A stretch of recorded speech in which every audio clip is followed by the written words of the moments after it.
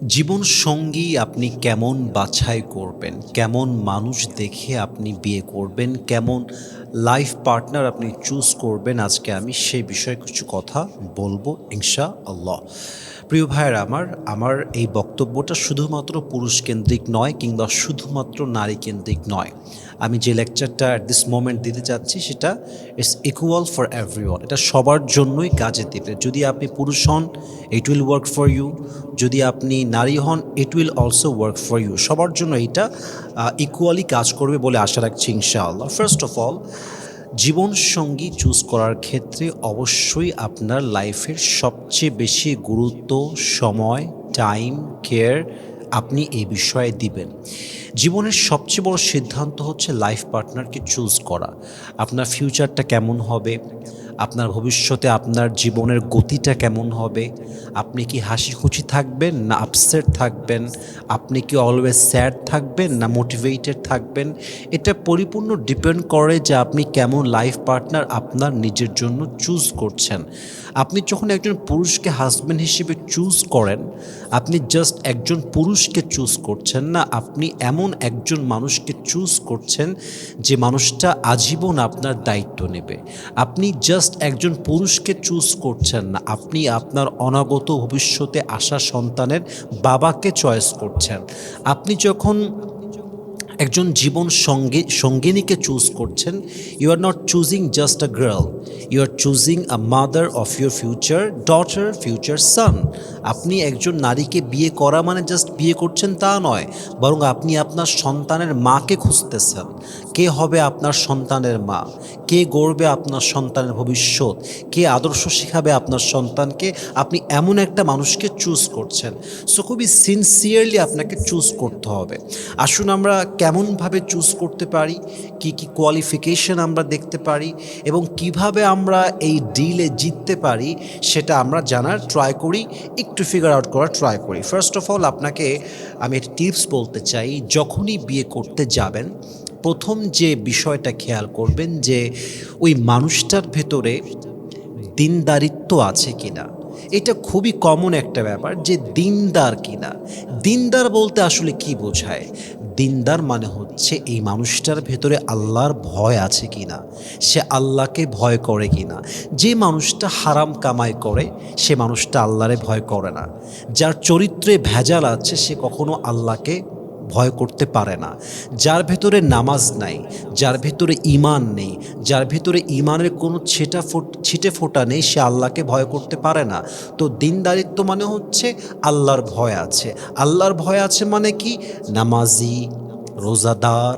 সে যদি সামর্থ্যবান হয় সে হজ করেছে, যদি সে সামর্থ্যবান হয় সে যাকাত আদায় করে, তার ভেতরে নামাজ পড়ার যেই ভালো গুণ সেটা তার ভিতরে আছে। এইটা হচ্ছে দিনদারিত্বের মূল ফোকাস। যেমন কোরআনে আল্লাহ তাআলা বলেছেন, ইন্না আকরামাকুম ইনদাল্লাহি আতকাকুম। তোমাদের মাঝে সর্বসেরা হচ্ছে সেই ব্যক্তি যে আল্লাহর কাছে তাকওয়ার দিক থেকে সেরা। তার মানে যে বান্দা আল্লাহকে সবচেয়ে বেশি ভয় পায় সেই বান্দাই হচ্ছে আল্লাহর কাছে সবচেয়ে বেশি উত্তম এবং সেরা মানুষ। এখন একটা পয়েন্ট বোঝার ট্রাই করেন, আমরা দিনকে কেন বেশি প্রাধান্য দিব? নামাজ পড়ে কি না এটাকে সবচেয়ে বেশি প্রাধান্য কেন দিব? আমার কাছে যেটা খুবই স্বাভাবিক একটা প্রশ্ন মনে হয়, সেটা আমি সবাইকে করতে চাই যে দেখেন, আমাকে সৃষ্টি করেছেন আমার রব, আমার আল্লাহ, তিনি হচ্ছেন আমার আসল মালিক। তো মালিকের সবচেয়ে বড় হক হচ্ছে নামাজ আদায় করা। মালিকের সবচেয়ে বড় হক হচ্ছে তার বিধান অনুযায়ী রোজা রাখা। মালিকের সবচেয়ে বড় হক হচ্ছে তার বিধান অনুযায়ী সামর্থ্য থাকলে হজ করা, যাকাত আদায় করা। তো আমি যদি নামাজ না পড়ি তাহলে আমি আমার মালিকের সঙ্গে গাদ্দারি করলাম। আমি যদি যাকাত দেওয়ার সামর্থ্য থাকা সত্ত্বেও যাকাত প্রদান না করি, আমি আমার মালিকের সঙ্গে বেঈমানি করলাম, স্রষ্টার সঙ্গে বেঈমানি করলাম।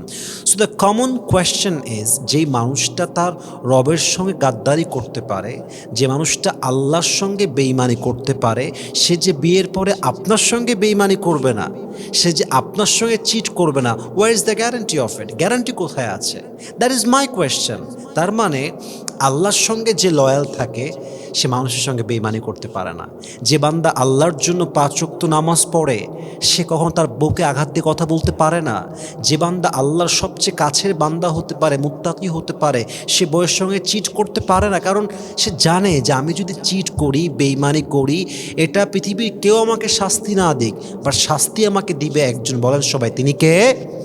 মাথায় রাখবেন, যে আপনাকে চিট করে সে আল্লাহকে ভয় করে না। যে আল্লাহকে ভয় করে, যে পুরুষের ভেতরে, যে নারীর ভেতরে আল্লাহর ভয় আছে, সে কখনো চিট করবে না, সে কখনো আপনাকে ঠকাবে না, সে বেইমানি করবে না, আপনাকে বাদ দিয়ে 10 ঘাটে পানি খাবে না। And that is a true fact, and that is called character, that is called faith.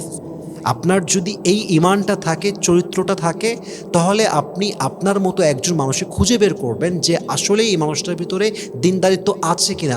যদি থাকে, he is perfect for me, যদি না থাকে, he is not perfect for me. So first qualification is you have to find out the person who is characterful, যার ভিতরে চরিত্র আছে, যার ভিতরে ইমানদারি আছে, যার ভিতরে দিনদারিত্ব আছে, এমন মানুষকে আপনি ফার্স্ট অফ অল চুজ করবেন। 2 নাম্বার, খুব বিবেকের কথায় আসি, দায়িত্ববান বা দায়িত্বশীল মানুষকে চুজ করবেন। এখানে অনেকে আল্লাদি মেয়েকে বিয়ে করেন, হয়তো বা পুরো পরিবারে একজনই মাত্র মেয়ে, সেটা সেই মেয়ে ছিল বাবার একমাত্র আদরের কন্যা। আমি এটা নিষেধ করছি না যে আপনি বিয়ে করবেন না, বাট আপনাকে বুঝতে হবে যে শুধুমাত্র আবেগ দিয়ে কাজ হয় না, বিবেকের সংমিশ্রণ প্রয়োজন আছে। বিয়ের পরে আপনার জন্য রান্না করতে হবে আপনার ওয়াইফের। যত বড় ওয়াইফ চাকরিজীবী হোক না কেন, যত টাকার মালিক হোক না কেন, বাড়ির আসল কাজ কিন্তু বউয়ের। রান্নাবান্না করা কে করবে? বউ করবে। খাবারটা সবার সামনে রিপ্রেজেন্ট করা কে করবে? এটা ওয়াইফের হক, এটা ওয়াইফকে করতে হবে, এটা ওয়াইফের উপরে সবার হক, এটা ওয়াইফকে করতেই হবে। আমি যদি বলি আমি টাকা দিতে পারবো না, আমি কামাই করতে পারবো না, এটা আমার জন্য গজবের কারণ হবে, কারণ এটা দায়িত্ব আল্লাহ আমাকে দিয়েছেন। আর রিজালু কওয়ামুন আলান নিসা। তো একজন নারীকে আপনি বিয়ে করে নিয়ে আসলেন, যে বিয়ের আগে বলতেছে আমি কিন্তু রান্নাবান্না করতে পারবো না, হ্যাঁ আমি কিন্তু এইটা পছন্দ করি, ওইটা আমি খাবো না, এমন বাসা আমার পছন্দ না, ওইটা আমার দ্বারা হবে না, আমি কিন্তু এই অ্যাটিটিউড রাখি, আমার কিন্তু রাগের সময় মাথা ঠিক থাকে না। আশ্চর্য কথা, যে মেয়ে বিয়ের আগে এইসব বলতে পারে, ওর বিয়ের পর রূপটা, এটা কি হতে পারে আপনি কল্পনা করতে পারছেন না। আপনি বিয়ের পর রিগ্রেট করবেন, আফসোস করবেন যে হোয়াট ইউ হ্যাভ ডান, আপনি কি করেছেন, আপনার আফসোসের শেষ থাকবে না। সো আপনাকে দায়িত্বশীল মানুষ চুজ করতে হবে। এই ব্যাপারে আমি আমার প্রিয় বোনদেরকে কয়েকটা কথা বলতে চাই। পুরুষের সৌন্দর্যের চাইতে পুরুষের দায়িত্ব হচ্ছে সবচেয়ে বড় গুণ।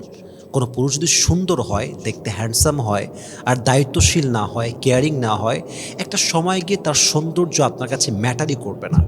কিন্তু একজন পুরুষ যদি দেখতে মোটামুটি শ্যাম বর্ণের হয়, দেখতে খুবই ফর্সা, আসলে আমার পার্সোনাল পয়েন্ট অফ ভিউটা হচ্ছে পুরুষকে খুব বেশি সাদা আসলে মানায়ও না। খুব বেশি ফর্সা পুরুষকে দেখতে খুব বেশি একটা ভালোও লাগে না।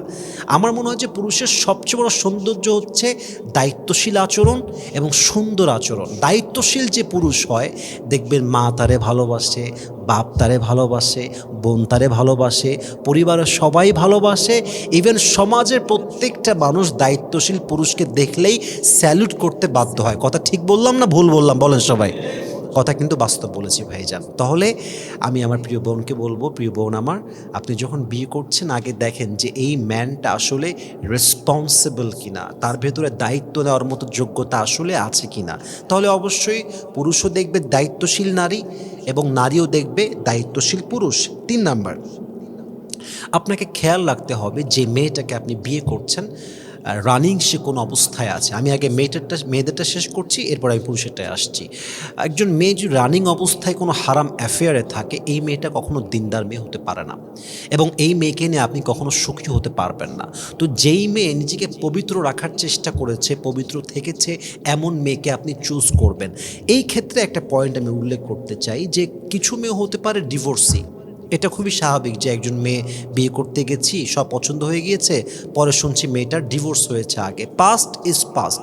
If you think that she is well qualified for you to be better wife in your life, যদি মনে হয় যে ঠিক আছে মেয়েটা অনেক ভালো, যদিও ডিভোর্স হয়েছে, খুব ভালো মেয়ে, আপনি সামনে আগাতে পারেন। বাট মাথায় রাখবেন, যদি কোনো মেয়ের চরিত্রে এমন কিছু কলঙ্ক থাকে যা পরবর্তী সময়ে আপনার জন্য অসহনীয় হয়ে যাবে, সহ্য করতে পারবেন না, এমন জায়গায় বিয়ে না করাটা উত্তম। আর এটা বোঝার জন্য ওই মেয়েটাকে জাস্টিফাই করতে হবে যে এই মেয়েটা আসলে এরকম কোনো অ্যাফেয়ারে আছে কি না।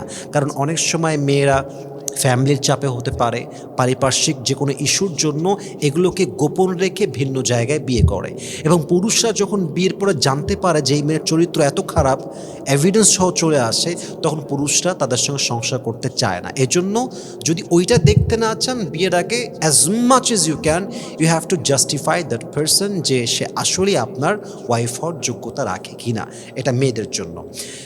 আমি মেয়েদের ব্যাপারে বললাম এটা। এখন পুরুষদের ব্যাপারে তো আমি বলে ফেলেছি। আমি মেয়েদেরকে একটা পয়েন্ট উল্লেখ করতে চাই যে আমার প্রিয় বোনেরা, আপনারা যখন বিয়ে করবেন, যে পুরুষকে বিয়ে করছেন তার ব্যাপারে একটু খবর রাখেন যে সে কি আপনাকে ঠেকায় পড়ে বিয়ে করছে কিনা। অনেক পুরুষ আছে দেখবেন যে বাপ মা বলেছে, জোর করেছে, তাই বিয়ে করছে, ওর কোনো মন নাই। মানে বিয়ের পরে এসে বলতেছে ওয়াইফকে যে আমি না তোমাকে ভালোবাসতে পারবো না, আমার আর এক জায়গায় অনেক ভালোবাসা আছে, আমি তারে ভালোবাসি। মানে এর চেয়ে মূর্খতা একটা পুরুষের জীবনে আর কিছু হতে পারে বলে আমি মনে করি না। আপনি তো সংসারটা বাসরাতে ভেঙে ফেললেন, সংসার তো ওখানে আপনি মাটি দিয়ে ফেললেন। তো আপনাকে বুঝতে হবে যে পুরুষটা আপনাকে বিয়ে করতেছে ওকে ঠেকায় পড়ে করতেছে না নিজের ইচ্ছায় বিয়ে করতেছে, এটা আপনাকে বুঝতে হবে। যতক্ষণ পর্যন্ত আপনি এই বিষয়টাকে জাস্টিফাই করতে না পারবেন, আপনার জন্য সামনে না আগানোটা খুবই উত্তম। তাহলে বিয়ে করতে হবে তাকে যে স্টিল সিঙ্গেল আছে, যে আপনাকে ইন্টেনশনালি বিয়ে করছে, কোনো অপারগতায় নয়। আপনি তার সঙ্গে সুন্দর জীবনযাপন করতে পারবেন, যখন আপনি শিওর হবেন তখন আপনি সামনের দিকে আগাবেন। আরেকটি বিষয়কে আমি উল্লেখ করতে চাই যে একটু খবর নেবেন তার পারিপার্শ্বিক অবস্থান কেমন, তার বন্ধু বান্ধব কেমন, একজন মেয়ে তার বান্ধবীরা কি করে, তার বান্ধবীদের চরিত্র কেমন, একজন ছেলে তার বন্ধুদের চরিত্র কেমন।